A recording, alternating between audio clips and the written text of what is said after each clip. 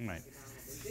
And the numbers are based on simple geometry. Okay. How many angles do you see there? One angle, right? How many angles do you see there? Two. How many angles do you see there? Okay. How many angles do you see here? 1, 2, 3. Wait, no. Close the top. Huh? Oh, of course. No, that would create 5. 1, 2, 3. And the fourth one outside the triangle. The two top ones meet at an apex. Yeah. Right, yeah. Yeah, exactly. 4. 1, 2, 3, 4. You know, etc. 5. 1, 2, 3, 4. 5. Anyways, you can find them in all of this.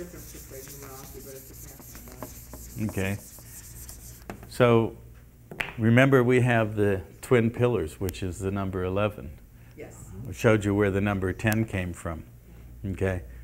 The whole Roman system is based on the Decad, or the system of 10. If you look at Japanese control of its society, they had a Decad system where there would be one person controlling 10, and then 10 of those controlling 100, and etc. That existed in Japan for hundreds and hundreds of years. Because the 11 is the master. Decad. Okay. D-E, it's Latin for 10. Decad. It's the root of decadent, decay, okay, decimate, right, decayed, December. December was the 10th month.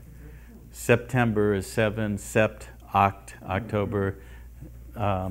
They inserted 2 more months, July and August, in honor of Julius and Augustus Caesars, to create the 12 months.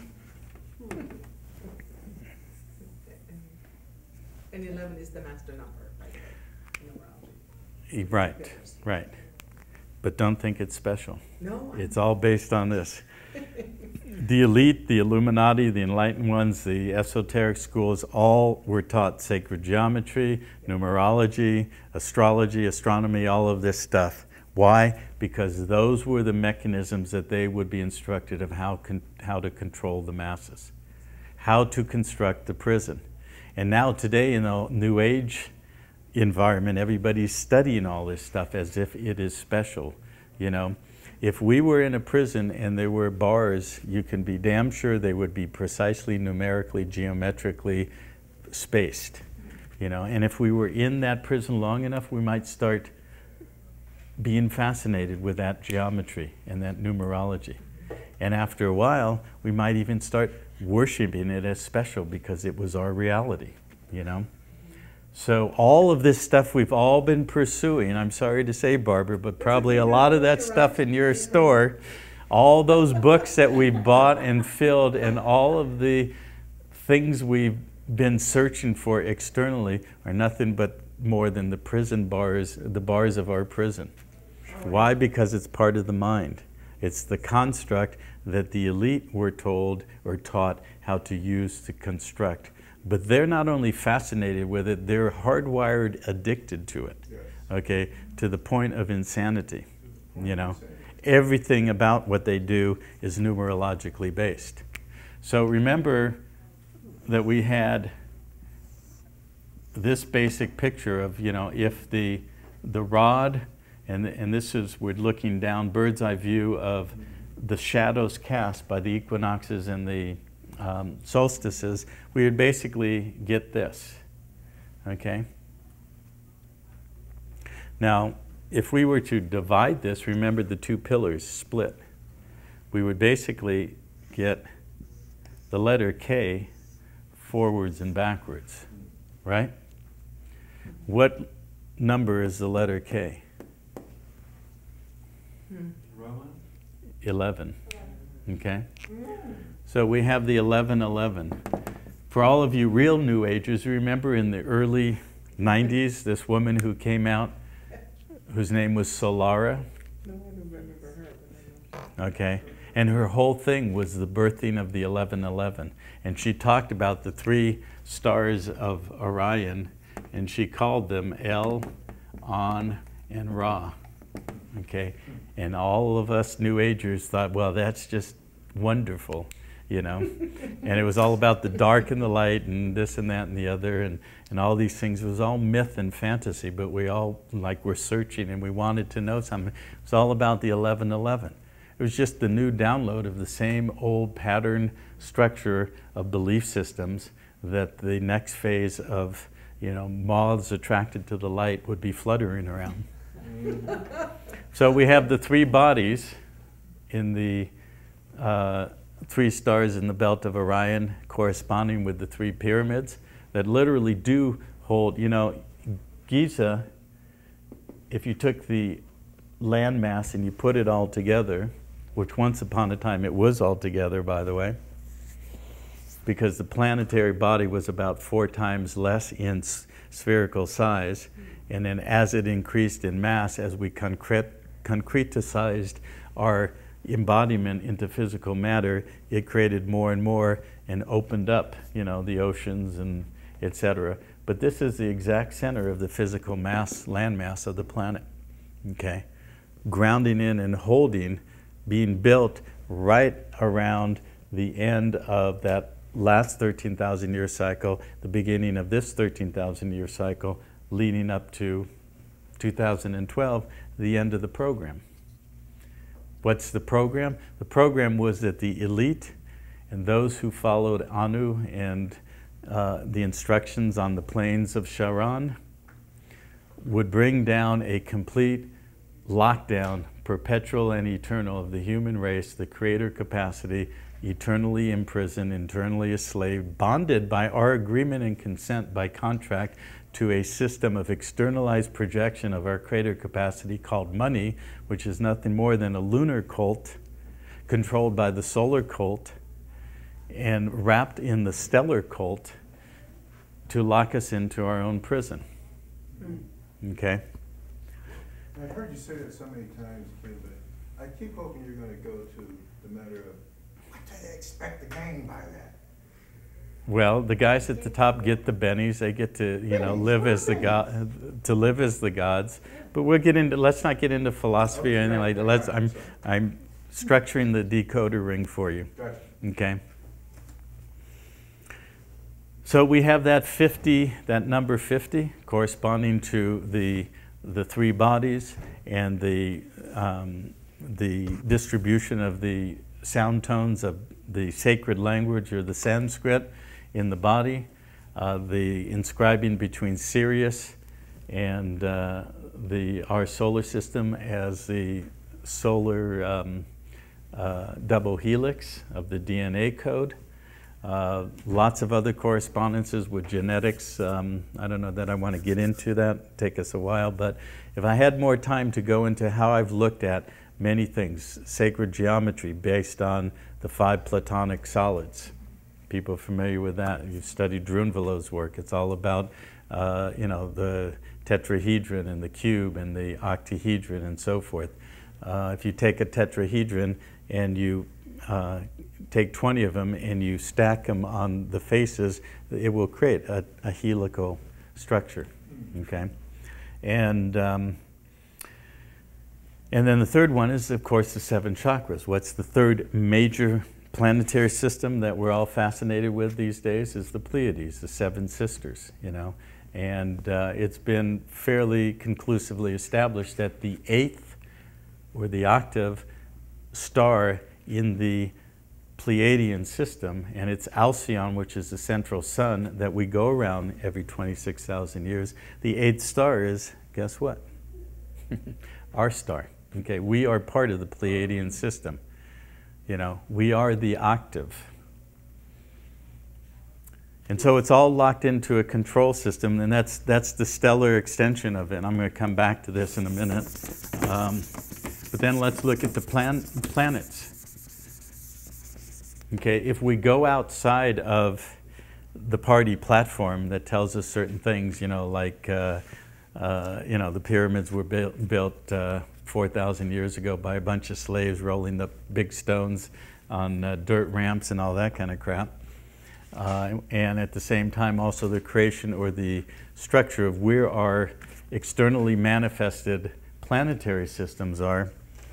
There's a great website called Chaos and Firmament that these are astronomers who are thinking and looking and researching out of the box and determining and discovering that most, in fact, all there, I don't know how to exactly phrase it, but archaeo-astronomical mythological constructs, meaning archaeology, the story of man and our human race involvement, astronomically in the structure of the planets and the stars, and the stories of mythology, how they all correspond to each other. So it's chaos in firmament? Yeah, chaos and firmament. Okay. Yeah, and I don't know the exact website, but if you did a Google chaos and firmament, you will see that, you familiar with that? Oh, no. Okay, yeah. Just do a Google on those two words and you'll find it. Okay. But what he determined is there was a dual planetary system that we might call Marduk and Mars, the two twin male components, and Marduk, or Maldek, some people call it, at one point exploded, and Mars moved into a position that it now occupies. The exploded planet became the asteroid belt, and that Venus was not even in its current position until about 6,000 years ago. Okay, now you look at mythology, like the Greek myth of Aphrodite, who emerged whole from the head of Zeus. Zeus is Jupiter, the Jovian planet. And that's another origin of the day Thursday. That's Thor's day, but it's also Jueves or Jovian day in Latin languages. It's Jupiter's day, Jupiter. Jupiter is basically Zeus, okay? And the story of Aphrodite, who is also Venus, who is Shalem, emerged whole from the head of Jupiter. And if you look at that website, he talks about the scientific validation of the fact that what his hypothesis is that a very large body, an asteroid or something large, comet, hit Jupiter and actually was expelled 6,000 years ago. And that's what created the big red spot on Jupiter, and that it came close into the inner orbits of our solar system and was captured by the sun and started orbiting and became Venus. Okay? Venus is on its side and has a very strange rotation, totally different from any of the other planets. So then there's this book called, Men Are From Mars, Women Are From Venus. The way I look at it holographically, of us outpicturing this polarization between male and female, the two male principles being at war with each other, one exploding and then causing that, enraged male. Another Greek myth is a myth of Kronos, who was one of the Titans, going into agreement with his mother, who was Rhea, who was the earth goddess, the earth, to kill his father, who was Uranus, or Uranus. And you know how he killed him? By castrating him, okay? And he took the genitals and threw them in the ocean, and what came out of the fire, the steam and fire from the heat of his genitals was the Furies and the Fates. So it's a story of telling us that Kronos, who is also Saturn, who is Chronos, chronological, Chronos, time, committed patricide, killed the father, killed the male principal by castrating it, throwing it in the water, and causing the Fates and the Furies, locking us into the fate of our predestined, pre-programmed, predetermined lockdown in the matrix, and emerged the Furies, or the rage, that impotent rage that I talked about, of the male principle being castrated and split in half. And then who came out of the waters riding the Venus on the half shell? Aphrodite, or Venus, okay?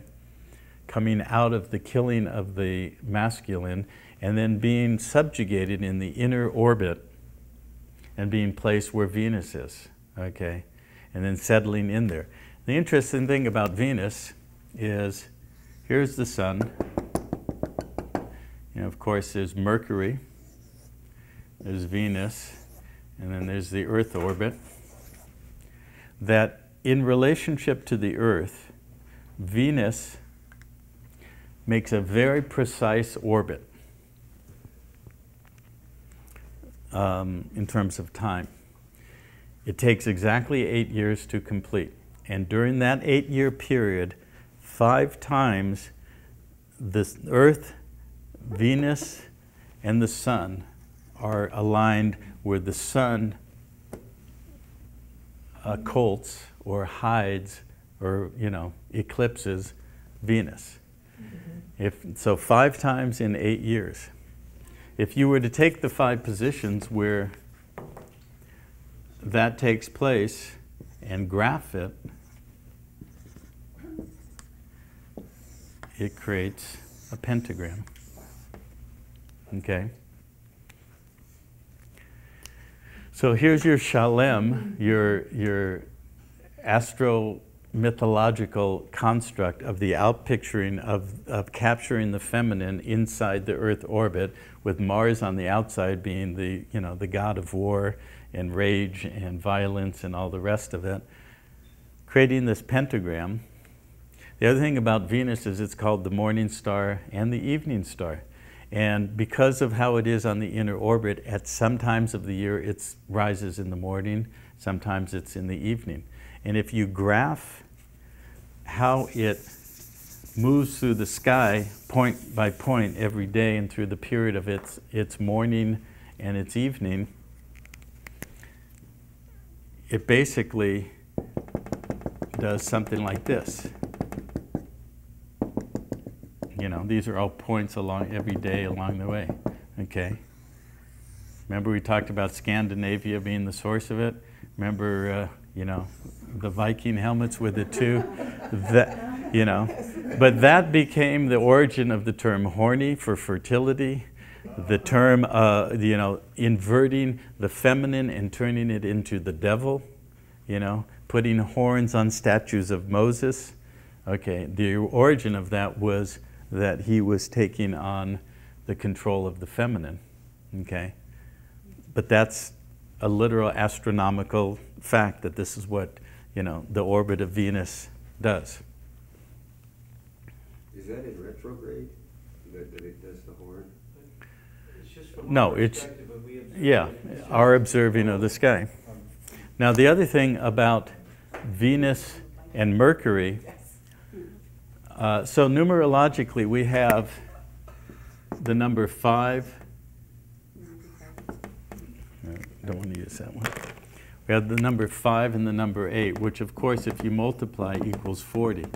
And in the Bible you have 40 continually as the primary numeric, you know, the 40 days and nights of the flood, the 40 days of Jesus' fast, a denominator multiplier of, you know, ages of kings, periods, 480 years, 960 years. You know, when Solomon and David were doing their thing, 960 years later, you have, you know, the period of the so-called birth of Jesus and all of that. It's all based on that numeric of 5 times 8, which is also part of the Fibonacci sequence. Who here doesn't know what the Fibonacci is? Okay, well, some people also on the video probably don't. But basically it's a mathematical equation where you take one number and you add it to the preceding numbers. So you start with 0. 0 plus 1 is 1. 1 plus 1 is 2. 1 plus 2 is 3. 2 plus 3 is 5. 5 plus 8 is 13. 21, 34, etc. So it's on the Fibonacci sequence. Now if you divide 1 by 1 is 1. 1 by 2 is 2. 2 by 3 is 1.5. By the time you get up to here, 8 divided by 5, you start getting to 1.6, 1.62, 1.6. The phi ratio that I talked about, that spiral, is basically 1.618 ... It's an irrational number. It never repeats. Okay? So the Fibonacci sequence is a mathematical numeric construct of that mathematically corresponds to, it gets closer and closer and closer as you get to the higher and higher numbers of that, the phi ratio, PHI, which is what that golden mean spiral numeric in sacred geometry is based on. So you have a basic principle of the, and if you look at the way life expresses itself, we see that everywhere, you know, in the spirals in the sunflower, in the nautilus shell, everything, the way plants and animals manifest, it's on that phi ratio, okay? So we have that Fibonacci phi ratio beginning construct in this basic mathematical 5 times 8 is 40. If you take the equinox date of March 21st, and you count 40 days, you end up on May 1st. Okay? Familiar day? Okay? Have you heard of the Beltane festival and the Beltane king? It's a recreation of the rising of the artificial male phallus in the dismembering of Osiris and everything we talked about earlier. That during the Beltane period, a male was chosen to be the Beltane king. He would be, you know, king for a year. He got everything he wanted. He could have any woman he wanted. He had a good time. The problem was at the end of the year, they offed him. They sacrificed him for a fertility rite, and then they raised him up. May 1st was the raising of the maypole, which is really the raising of the May phallus. And the children, of course, would dance around with the ribbons, which would be basically the double helix of the DNA, recreating the covenant of binding the genetic code of the covenant of Abraham with his God, and controlling the physiological structure of the male phallus, the progenerative capacity to create life. And it's recreated all the way to this day. Okay? Some primary examples. The Empire State Building was dedicated on May 1st. Okay? The day that George Bush Jr. landed on that aircraft carrier in 2003 and announced mission accomplished was May 1st. Okay, the day that Osama bin Laden supposedly was just killed was May 1st. Okay, the wedding of William and Kate was 3 days before, you know. So you have the royal wedding of Ilion, William, and 3 days later you have the rising of the sacrificial Beltane king. First the death and then the resurrection from Osama to Obama. We're going to get to our friend Obama later and his bloodlines and all the rest of it. But basically it's all about the aggregating of the physical aggregation of the human race as the workers within the confines of the containment field of the hologram around that male phallus, artificial phallus that's raised every May 1st, because what is also May 1st? It's Communist Workers' Day. And we're ultimately headed for a complete global communist workers society in which we are all, whomever is left, if they achieve what they're trying to achieve, which I know they're not going to do, but that was the original template that they were all pre-programmed to achieve, is to create a aggregation of all the worker bees around that May 1st date, communist workers, and 6 months later, first they harvest the physical bodies on May 1st. 6 months later, they harvest the souls on November 1st, All Souls Day. Mhm. Okay, And May 1st is also the Labor Day in Germany. is it? Yes, Yeah. it's a very Yeah, big thing. it's Labor Day, Communist Workers' Day, et cetera, et cetera. It's all about, you know, the sacrifice of the male and then the artificial resurrection or construct, gathering the physical workers of the planet, binding them to the law of the priest and money and all the rest of it, and basically controlling the physical reality. So basically, if we took the orbit of the Earth, we basically have our two pillars on May 1st and November 1st. So you find the two pillars, the number 11, the letter K, all over the place. You have the 40 days from March 21st to May 1st. So when George Bush landed on the aircraft carrier and he said, "Mission accomplished," and everybody laughed because there was 8 more years of war, he wasn't talking to us, he was talking to his masters.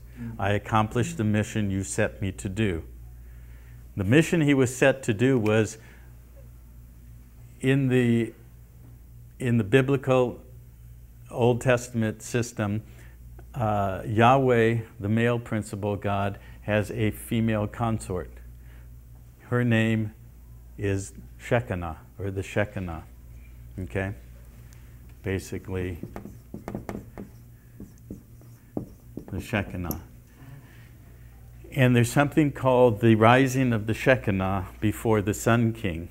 And if you take the orbit around the Sun, Mercury, Venus, and Earth, first of all, Venus every 8 years returns to the same spot, exactly. There's a place in Ireland called Newgrange. Yes. Okay, been there? Nice. Yeah. And there's this long crystalline, quartz rock crystal, what would you call it, tunnel, whatever. Yeah. And there's a chamber, three chambers inside of it. Every 8 years, on December 21st, Venus will rise in the exact same spot, and the light of Venus will go right into that chamber. Yeah. Okay? And that's where they would birth their royalty, who would be impregnated on, March 21st, 9 months later, birth, and the special ones would come in every 8 years when that light of Venus would come in there. So that's every 8 years. Of course, that repeats 8, 16, 32, 40. Every 480 years, Mercury and Venus rise together about 20 some odd minutes before the sun rises. Okay? That is what's called the rising of the Shekinah. Okay? 840 years? 480 years. 400. Sorry. George Bush accomplished his mission by doing what? Bombing Babylon during an operation called Shekinah. That's what they called it? Yeah, shock and awe. Oh, I didn't catch the, Oh, I get it. Play on words. the phonetics. Shock and awe, which is the Shekinah. Okay? So it's a recreation of the destruction of the feminine principle for once and for all by destroying the original Babylonian structure and implementing the new Babylon through attacking and obliterating the Shekinah, okay, which is a fulfillment of their mandate. And so when he landed on May 1st and basically said, "I'm delivering to you, my masters, the world's physical workers and souls, because we are going to complete our mission in time for the end of time, for when he, Anu, in all of his various masks and manifestations, returns," it was done. He was literally telling the truth. I accomplished my mission. Does that make sense? Yes. I see Vivian's face is dropping like. I would have never made the connection between Shekinah and shock and awe. I know. It's because I developed my decoder ring a little bit earlier than you guys. Yeah.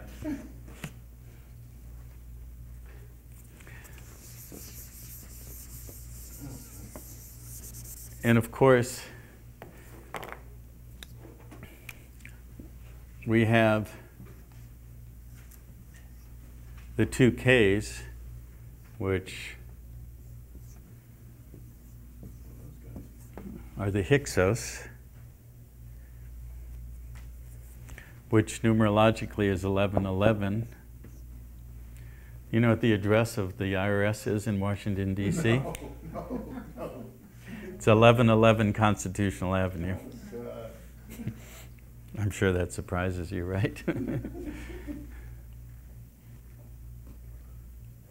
It's also supposed to be the apogee of Nibiru as it comes through on 11/11 this year. Right. But it's just a myth. Okay.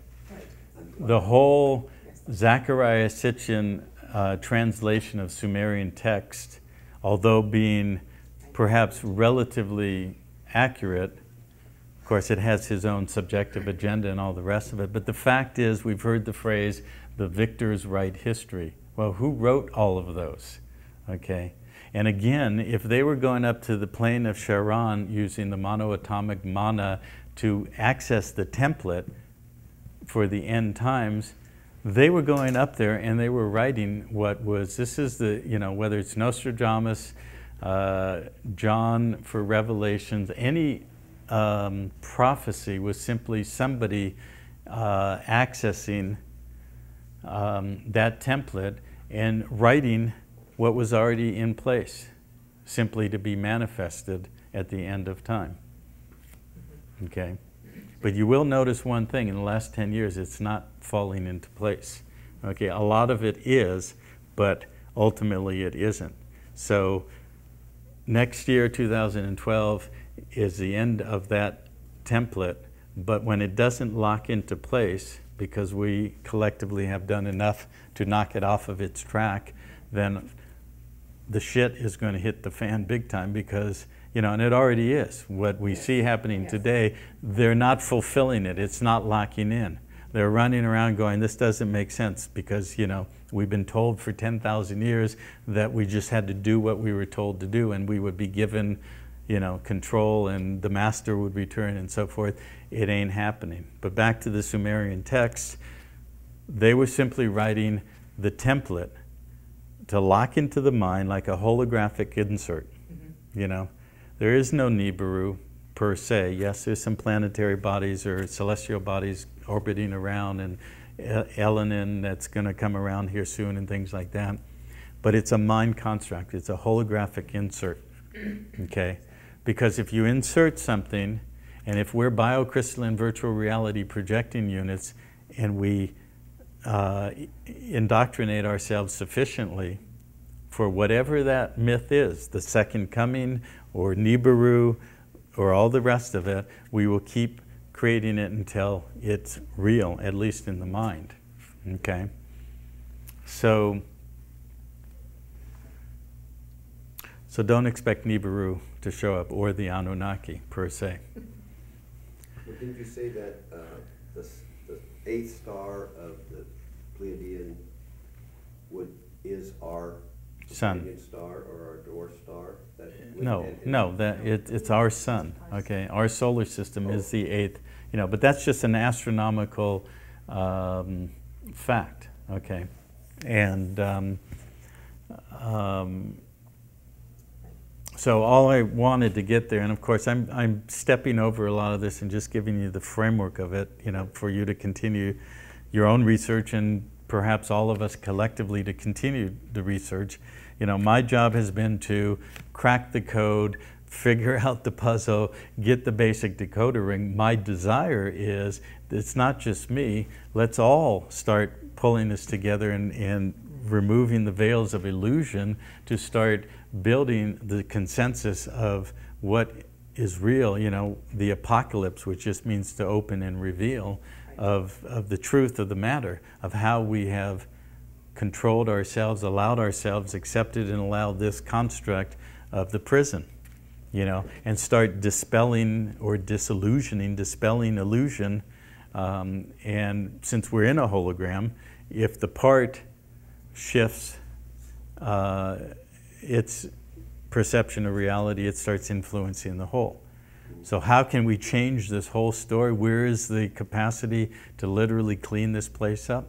We are it. I'm here because I want to be so wrong. I want to be able to break that matrix, because that is also a matrix, is to believe that this is here, and I look for it every day. And I'm Right. ready to search it. So by the end of tomorrow, I hope to give you enough of the decoder ring that you'll go on from there, and maybe periodically we'll get together, or, you know.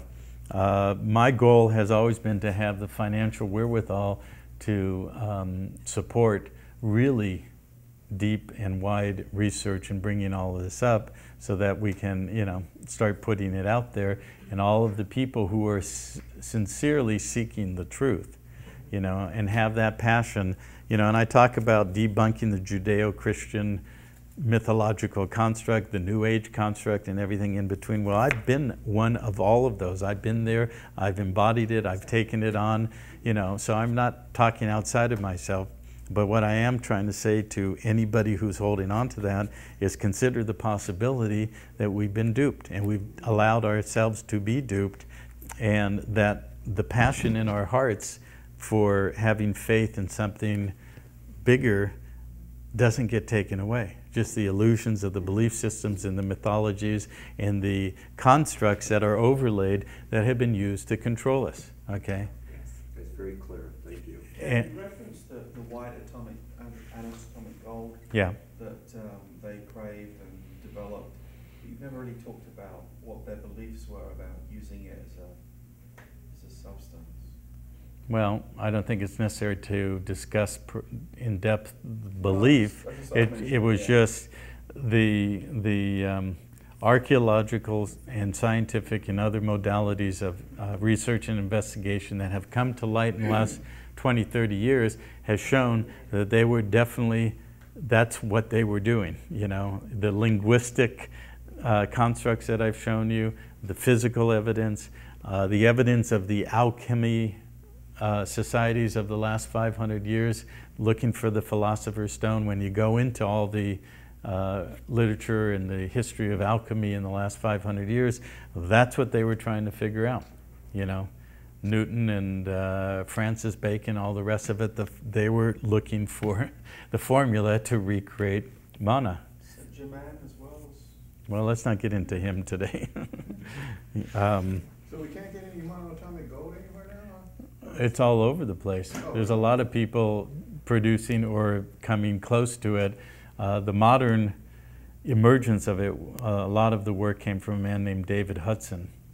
If you want to do a search, Google search on his name, Hudson, you'll find a lot of information. He was a farmer in Arizona, Ari, A-R-I, zone, the zone of Ari, and the phoenix, which would rise again.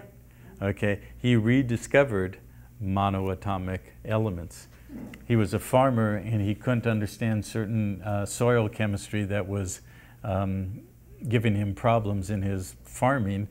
He started doing research. It's a long story, but the bottom line is he rediscovered how to create monoatomic gold, because he found in his soil readings that showed huge amounts of gold and silver, not so much silver, gold and platinum group metals, all of which can be turned into monoatomic, orbitally rearranged monoatomic elements.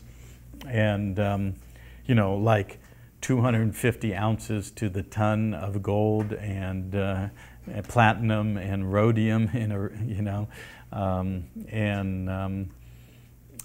he figured it out. Okay, and then he started, and this was just a farmer. He wasn't like a metaphysical guy or anything. Then he started going back to history of Egypt and all these sort of things. You know, the fact that there was white powder in the king's chamber and all that.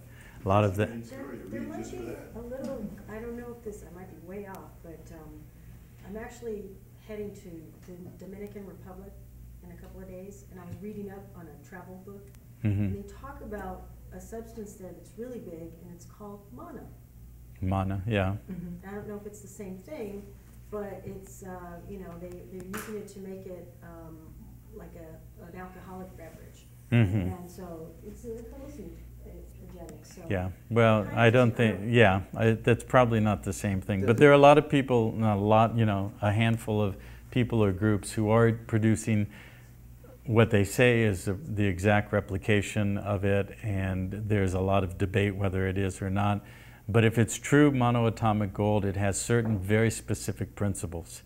It can be, it will, if you have a ability to weigh it on a scale, when it hits the monoatomic state, it actually weighs 44% of its original gross weight. Okay, so the other 56% goes somewhere else, you know. Let's just call it the other, the other side, another dimension, whatever, you know. Specifically, when it's ingested, it will go on the DNA, on the ends of the genetic sequences, and it does certain things there, literally lifting you up. But I highly, highly, highly do not recommend getting involved in seeking that as something to digest or ingest. Okay, it's not that it's toxic per se, but it's not where we want to be. Okay, it's again another form of going somewhere else to heaven, as opposed to coming into our body, grounding into our root chakra, and being real and being here and being in life. Okay, some of the things we'll talk about tomorrow, we'll go into that in more detail. But let's go back to this. The KK, the 1111. Jason, you want to fire up the